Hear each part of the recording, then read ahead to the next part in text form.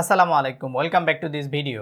এই ভিডিওতে MS word কি, এমএস ওয়ার্ড কেন শিখবেন, এমএস ওয়ার্ডে কিভাবে আপনি নিউ ডকুমেন্ট ক্রিয়েট করবেন, এমএস ওয়ার্ডের ইন্টারফেসে কোথায় কি আছে বিস্তারিত ধারণা দেওয়ার চেষ্টা করব। তো প্রথমে আমরা দেখছি যে এখানে এমএস ওয়ার্ড কি, এখানে আছে এমএস ওয়ার্ড এর কাজ কি, আর এখানে দেখতে পাচ্ছি যে create new documents in MS Word এবং ইন্ট্রোডিউসিং এমএস ওয়ার্ড ইন্টারফেস। ঠিক আছে, চারটা বিষয় আলোচনা করব। তো আগে প্রথমে জেনে নিতে হবে যে এমএস ওয়ার্ড কি, এটা তো অবশ্যই আমাদেরকে জানতে হবে, রাইট? তো ইন্ট্রোডাকশন ক্লাস পার্ট 1, ঠিক আছে। তো পার্ট 1-এ আমরা দেখছি যে এমএস ওয়ার্ড বা মাইক্রোসফট ওয়ার্ড কি। মাইক্রোসফট ওয়ার্ড হলো মাইক্রোসফট অফিস গ্রুপের একটি সফটওয়্যার। এটি একটি ওয়ার্ড প্রসেসর। 1983 সালে মাইক্রোসফট কর্পোরেশন এটি প্রকাশ করে। এখন পর্যন্ত সবচেয়ে জনপ্রিয় এবং সবচেয়ে বেশি ব্যবহৃত ওয়ার্ড প্রসেসর হলো মাইক্রোসফট ওয়ার্ড, ঠিক আছে। মাইক্রোসফট ওয়ার্ড ডকুমেন্টসের নানা রকম ফিচার আছে। বিশ্বের 90% মানুষ এই সফটওয়্যার ব্যবহার করে।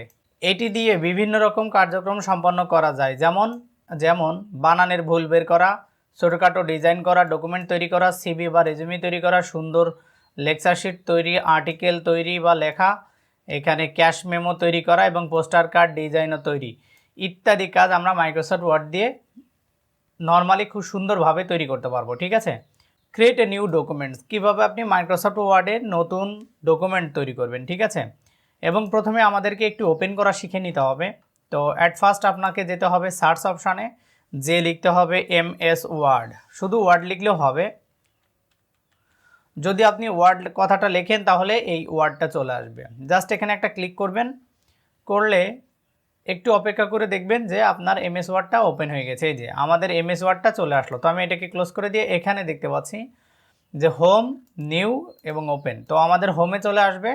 আসার পরে আমরা এখানে দেখতে পাচ্ছি যে ব্ল্যাঙ্ক ডকুমেন্টস, জাস্ট একটা ক্লিক করব, তাহলে আমাদের এমএস ওয়ার্ডটা ওপেন হয়ে যাবে, ঠিক আছে। তাহলে আমি এটাকে ক্লোজ করে দিচ্ছি। আর একটা নিয়মে দেখব যে আমাদের এখানে এমএস ওয়ার্ডের একটা আইকন রাখা আছে টাচবারে। তো টাচবারে যদি আমি একটা ক্লিক করি এমএস ওয়ার্ডের আইকনের উপরে, তাহলে আমাদের আবারও সেই সেম ফিচার দেখা যাবে, ঠিক আছে। তো আমরা এখান থেকে এটাকে আবারও ক্লিক করলে আমরা এমএস ওয়ার্ড ওপেন করতে পারবো। তো আমি এটাকে ক্লোজ করে দিচ্ছি। এর পরবর্তীটা হচ্ছে স্টার্ট মেনুতে একটা ক্লিক করে এই যে সার্চ অপশান আছে এখানে লিখবো জাস্ট ওয়ার্ড, ঠিক আছে। তাহলে এখানে ওয়ার্ড চলে আসবে, জাস্ট একটা ক্লিক করব, আবারও সেম জায়গায় চলে আসবে। এটাকে আমি একটু ক্লোজ করে দিয়ে জাস্ট এখানে ক্লিক করলে ওকে, আমাদের এমএস ওয়ার্ড ওপেন হয়ে গেল।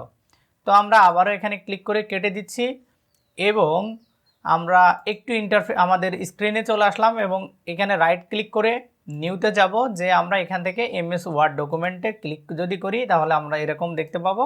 এইটাতে যদি ডাবল ক্লিক করি তাহলে আমাদের এমএস ওয়ার্ড ওপেন হয়ে যাবে, ঠিক আছে। এই যে আমাদের এমএস ওয়ার্ড ওপেন হয়ে গেছে, আশা করি বুঝতে পেরেছেন। পূর্বে আমাদের এমন আসছিল, কিন্তু আমরা যখনই এখানে একটা ফাইল ক্রিয়েট করলাম, ক্রিয়েট করার পরে এটাকে ডাবল ক্লিক করার পরে আমরা সরাসরি এমএস ওয়ার্ডের ইন্টারফেসে প্রবেশ করছি, ঠিক আছে। ওকে, তো আমরা অলরেডি শিখে গেছি যে কীভাবে এমএস ওয়ার্ড ওপেন করতে হয়। তো মূলত আমি এটাকে ওপেন করে নিচ্ছি। নেওয়ার পরে কোথায় কি আছে এই বিষয়টা আমরা আগে জানবো, রাইট? আমাদের ক্লাস মডিউলে যেটা দেখছিলাম আমরা, ওকে, যে create new documents in MS Word, কীভাবে নিউ ডকুমেন্ট ওপেন করবেন সেটা নিশ্চয়ই জেনেছেন। এবার আমরা জানবো ইন্ট্রোডিউসিং এমএস ওয়ার্ড ইন্টারফেস, মানে ইন্টারফেস সম্পর্কে। এই ইন্টারফেসে কোথায় কি আছে এই বিষয়টা সম্পর্কে জানবো, ঠিক আছে। তো খেয়াল করেন, প্রথমে আমরা দেখতে পাচ্ছি, আমরা ডান সাইড থেকে শুরু করি, যে এখানে এটাকে বলা হয় ক্লোজ, এটা রিস্টোর ডাউন, এটা মিনিমাইজ। এক একটার কাজ আমি দেখাবো, তবে নামগুলো আগে বলে দেই। এটা হলো রিবন ডিসপ্লে অপশন, ঠিক আছে। তার মানে রিবন ডিসপ্লে অপশনটা কি, এখানে গেলে এই যে রিবনটা আমি দেখাবো একটু পরে, একটু ধৈর্য ধরে দেখবেন।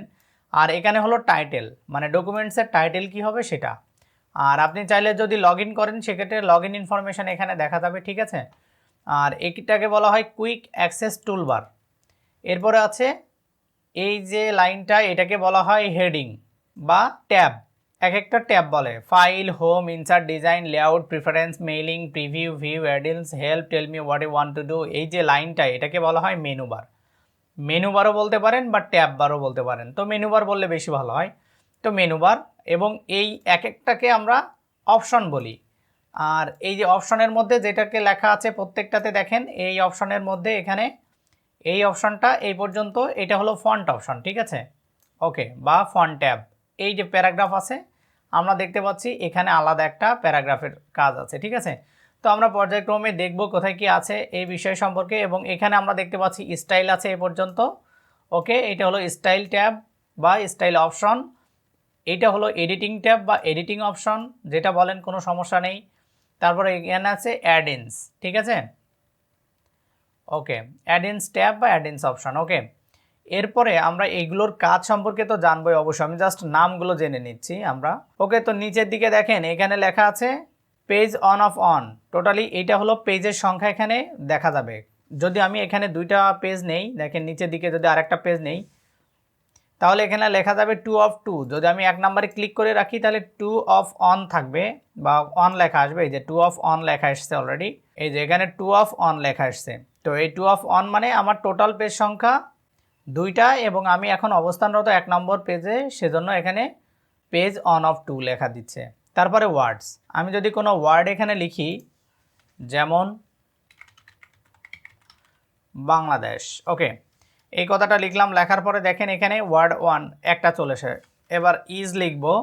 ওকে, ঠিক আছে, সমস্যা নেই। এরপর দুইটা চলে আসছে, আবার ইজ এ। ওকে, এ লিখলাম। দেখেন এক একটা কিন্তু স্পেস দেওয়ার পরে কোনো ওয়ার্ড লেখার পরে বা একটা লেটার লেখার পরে যদি স্পেস দেন সেটা একটা ওয়ার্ড হিসেবে কাউন্ট হবে। সো আপনি অবশ্যই এদিকে খেয়াল রাখবেন। এবং এইটা তিনটা হয়ে গেছে, DEV developed country, Bangladesh is a developed country লিখলাম। এখন দেখেন এখানে 5টা ওয়ার্ড চলে এসছে। এবার দেখেন এখানে আমাদের 5টা ওয়ার্ড চলে এসছে। ওকে, তো এভাবে মূলত এখানে ওয়ার্ডস কাউন্ট হয়। এবং এখানে যদি আমি দুইটা ওয়ার্ড সিলেক্ট করি, সেক্ষেত্রে দেখেন 2 অফ 5 লেখা চলে এসছে। 2 অফ 5 কেন চলে এসছে? তার মানে আমার টোটাল ওয়ার্ডের সংখ্যাটা হলো 5, এবং এখানে আমরা সিলেক্ট করেছি দুইটা ওয়ার্ড। এবং এখানে মাউসের লেফট বাটন ক্লিক করে ধরে যদি ড্র্যাগ করা হয় তাহলে কিন্তু এগুলো সিলেক্ট হয়। আশা করি বুঝতে পেরেছেন। তো এবারে দেখেন আমরা এদিকে আর কিছু করব না, আমরা একটু ডানে চলে আসবো। এটা হলো রিড মুড, লাইক দ্যাট আপনার বইয়ের মতো। বইয়ের লেফট সাইড এবং রাইট সাইডে যেমন পেজ থাকে, বই ওপেন করার পরে বই ওপেন করলেন, লেফট সাইড এবং রাইট সাইড দুইটাতে কিন্তু আপনার কি থাকে, পেজ দেখা যায়। এবং এখানে একটা পেজ এবং এখান থেকে এখানে একটা পেজ। এটাই হলো ব্যাপার এমএস ওয়ার্ডে, যে আপনি রিড মুডে যদি পড়েন তাহলে রিড মুড এটা একটা পেজ হিসেবে কাউন্ট করবে, এটা একটা পেজ হিসেবে কাউন্ট করবে, ঠিক আছে। তো এরপরে আমাদের যেটা আছে সেটা হচ্ছে প্রিন্ট লেআউট মুড। আমরা নর্মালি যেই মুডে এমএস ওয়ার্ড ওপেন করে থাকি সেটাই হলো প্রিন্ট লেআউট মুড। এবং এরপরে আছে web layout mode. Web layout মুডটা হলো একদমই কর্নার থেকে শুরু হয় বা সাইড থেকে, এই যে এই সাইড থেকে একদমই এই সাইড পর্যন্ত, ঠিক আছে, এটাই এর কাজ। তো এরপরে আমরা এই ডান দিকে একটা অপশন দেখতে পাচ্ছি, এইটাকে বলা হয় ভার্টিক্যাল স্ক্রল বার। এবং নিচে যদি কোনোটা থাকে তাহলে সেটা হলো horizontal scroll bar, like that. আমি যদি এটাকে জুম করি তখনই ওটা আসবে, এই যে, ঠিক আছে। এইটা হচ্ছে হরিজন্টাল স্ক্রল বার। আশা করি বুঝতে পেরেছেন। এটা হলো হরিজন্টাল স্ক্রল বার আর এটা হলো ভার্টিক্যাল স্ক্রল বার, ঠিক আছে। তো আপনি স্ক্রলিং করলে উপর থেকে নিচের দিকে যেতে পারবেন। নর্মালি মাউসের হুইল যদি আপনি ঘোরান সেক্ষেত্রে আপনি কিন্তু উপরে নিচে যেতে পারবেন স্ক্রল করে, ঠিক আছে। এবং কন্ট্রোল প্রেস করে ধরে যদি আপনি বড় করেন তাহলে বড় করতে পারবেন বা জুম করতে পারবেন। কন্ট্রোল প্রেস করে ধরে যদি আপনি নিচের দিকে ঘোরান তাহলে এটা ছোট হবে, এবং সামনের দিকে ঘোরালে এটা বড় হবে পেজটা, ঠিক আছে। তো এখন আমরা এখান থেকে কিন্তু জুম করতে পারবো, এই যে এই জুমটা এখান থেকেও করতে পারবো। আবার যদি মনে করি না আমি এখান থেকে করব না, জাস্ট এখানে ক্লিক করব, করে আমাদের কত পার্সেন্ট জুম লাগবে সেটাকে সিলেক্ট করে দিয়ে যদি 75% লাগে জাস্ট ওকে করব। দেখেন আমাদের পেজটা 75% জুম হয়েছে।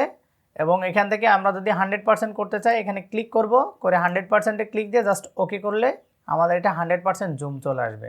এবার আমরা দেখব যে এখানে ক্লোজের কাজ কি। এই ক্লোজের কাজ হলো কেটে দেওয়া। রিস্টোর ডাউনের কাজ হলো একটু ছোট করা, এই যে, ঠিক আছে, একটু ছোট করা। তারপরে মিনিমাইজ। মিনিমাইজ খেয়াল করেন এখানে কিন্তু আমি এই কাজটা করতে করতে চাইলে আমি মিনিমাইজ করে রেখে দিতে পারি। পরবর্তীতে অন্যান্য কাজ করে আসার পরে আমি কিন্তু এটাকে আবার ওপেন করে কাজ করতে পারবো। এটাই হলো ব্যাপার। আমি কেটে দিলাম না, না দিয়ে মিনিমাইজ করে রাখলাম, রেখে খুব নর্মালি এটা আবারও ওপেন করে আমি এটা কাজ করতে পারবো, ঠিক আছে।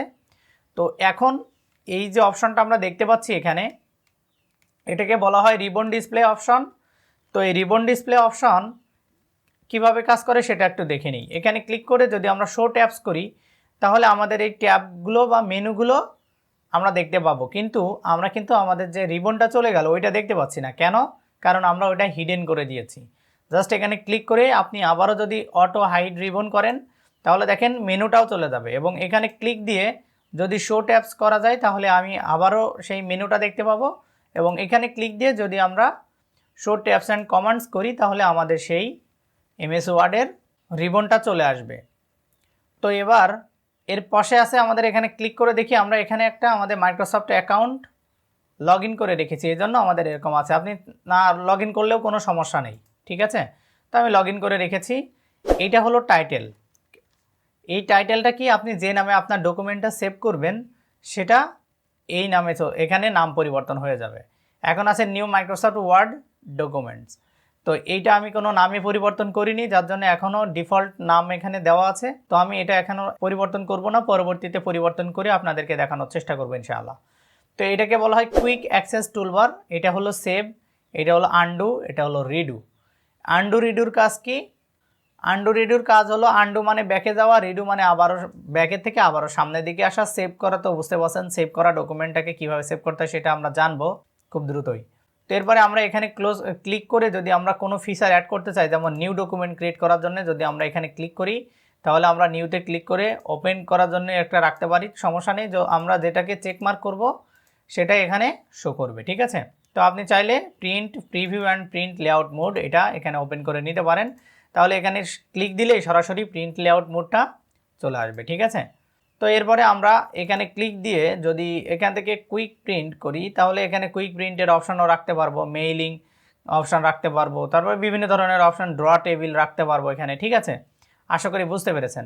তো এবার আমাদের এই যে ডকুমেন্ট, এটা থাকা অবস্থায় যদি নিউ একটা ডকুমেন্ট ক্রিয়েট করতে চাই তাহলে আমরা কিন্তু আবারও যেতে পারি ফাইলে, যে এখানে নিউ, যে আমরা যদি ব্ল্যাঙ্ক ডকুমেন্টে ক্লিক করি তাহলে আমাদের কিন্তু নতুন আর একটা ডকুমেন্ট এখানে ক্রিয়েট হয়ে যাবে। দেখেন এখানে যদি আমি আসি আমার মাউস পয়েন্টার নিয়ে তাহলে আমরা দুইটা দেখতে পাবো, আর দুইটা দেখতে পাচ্ছি কারণ আমি নতুন আর একটা ডকুমেন্ট ক্রিয়েট করেছি। বাস এইটা যদি আমি কেটে দেই তাহলে দেখেন পরবর্তী যেটা আছে এটা শো করবে। এখন আমার মাউসের পয়েন্টার যদি এটার উপরে নিয়ে যায় তাহলে আমরা একটা দেখতে পাবো, ঠিক আছে, দুইটা আর দেখতে পাবো না।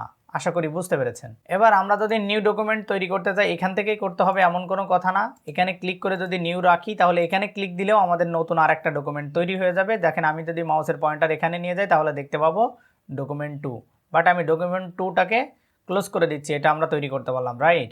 আমরা কিবোর্ডের শর্টকাট কি ব্যবহার করেও নতুন ডকুমেন্ট তৈরি করতে পারি বা নিউ ডকুমেন্ট তৈরি করতে পারি। সেটা কিভাবে?